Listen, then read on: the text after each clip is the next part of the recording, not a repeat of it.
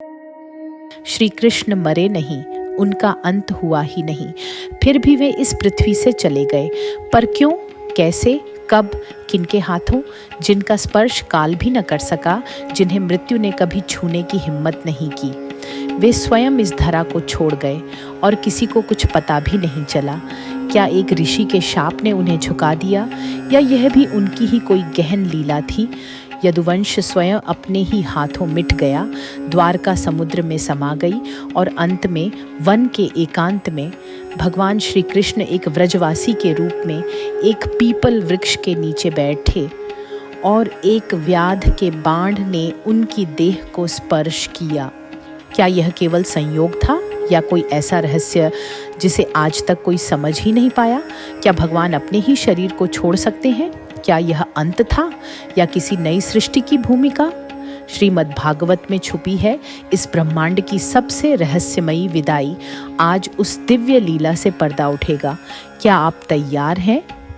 चारों ओर कोई हलचल नहीं थी, पर हवा कुछ कह रही थी। न आंधी थी न वर्षा, फिर भी दिशाएं सिहर रही थीं।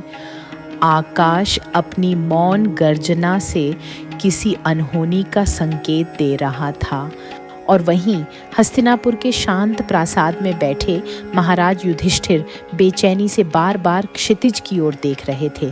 मन में एक आशंका थी, एक ऐसा शून्य जो शब्दों में नहीं, केवल हृदय में कंपन बनकर उभर रहा था। क्या समय ने करवट ले ली है?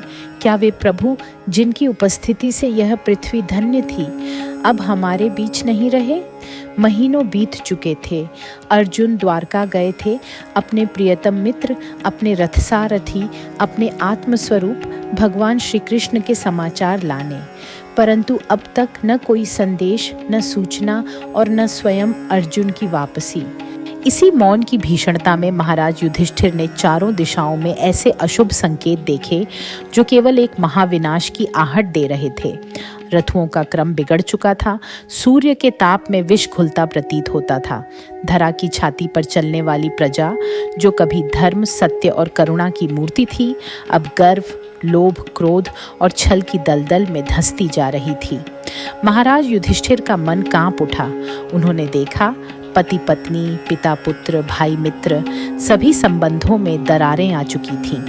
यह केवल सामाजिक विघटन नहीं था, यह तो एक संकेत था कलयुग के आगमन का। हे भीम, उन्होंने कहा, मुझे भय है। वे साक्षात नारायण, जिनकी कृपा से हमें राज्य, विजय, प्रतिष्ठा और धर्म मिला, क्या वे इस धरा से अंतर्धान हो गए हैं? गायें अश्रुपात कर रही थीं, मंदिरों में श्री विग्रह रो रहे थे, सरोवर अशांत थे और देवताओं की पूजा में प्रयुक्त घृत तक अग्नि को स्वीकार नहीं था। घोड़े हिनहिनाकर शोक व्यक्त कर रहे थे और उल्लुओं की करुण चीखें रात के सन्नाटे को विदीर्ण कर रही थीं। और तभी अर्जुन लौटा, परंतु न वह तेज न गर्व। उसके नेत्रों में केवल अश्रु, मुख पर केवल हताशा। महाराज युधिष्ठिर ने व्याकुल होकर पूछा, हे पार्थ, क्या मेरे नाना शूरसेन, मामा वसुदेव, बलराम, उग्रसेन और भगवान श्री कृष्ण के पुत्र सकुशल हैं? क्या द्वारका वैभव के साथ खड़ी है? और भगवान श्री कृष्ण, क्या यदुकुल का वह दीप अब भी धरती पर विद्यमान है? अर्जुन मौन रहा, आंखों से अश्रुधारा बह रही थी। फिर रुंधे कंठ से कहा, हे भैया, वे सखा, वे परमात्मा जो मेरे प्राणों में रमण करते थे, अब नहीं रहे।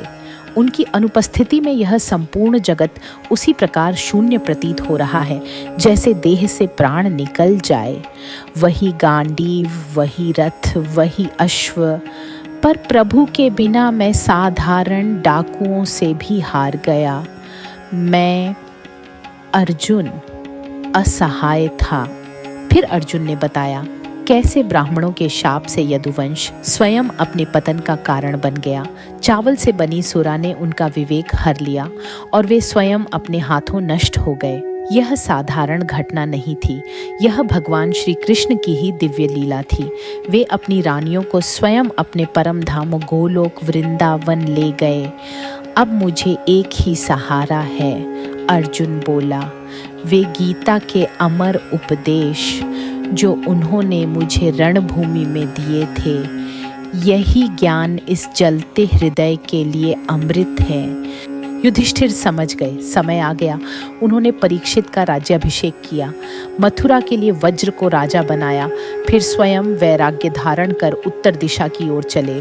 भीम, अर्जुन, नकुल, सहदेव, द्रौपदी, सुभद्रा सभी उनके पीछे चले और इस प्रकार देह त्याग कर प्रभु के परम धाम गोलोक वृंदावन को प्राप्त हुए।